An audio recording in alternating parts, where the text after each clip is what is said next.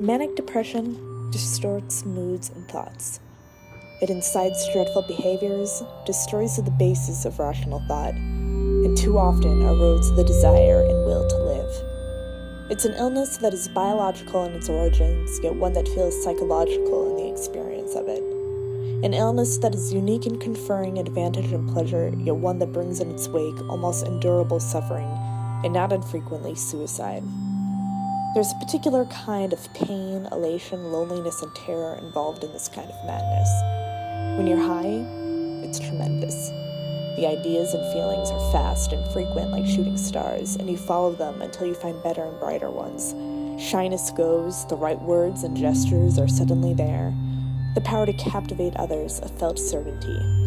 There are interests found in uninteresting people.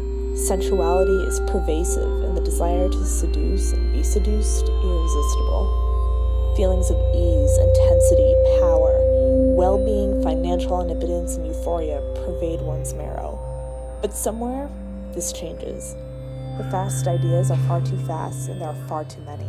Overwhelming confusion replaces clarity, memory goes, humor and absorption on friends' faces are replaced by fear and concern.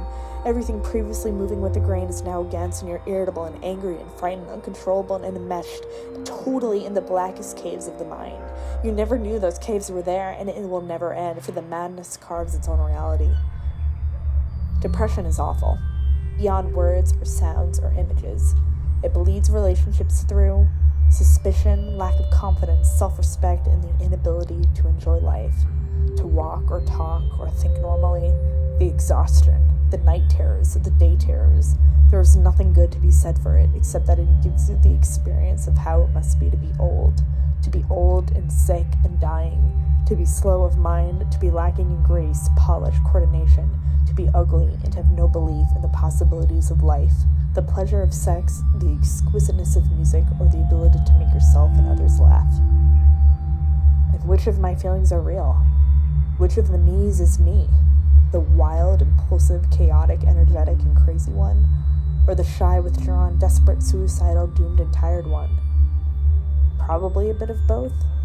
Hopefully much that is neither. I'm tired of hiding and tired of misspent and knotted energies.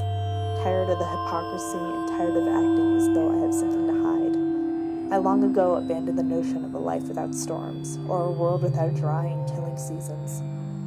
Life is too complicated, too constantly changing to be anything but what it is, and I am by nature too mercurial to be anything but deeply wary of the grave unnaturalness involved in any attempt to exert too much control over essentially uncontrollable forces. And there will always be propelling, disturbing elements, and they will be there until, as Lowell will put it, the watch is taken from the wrist.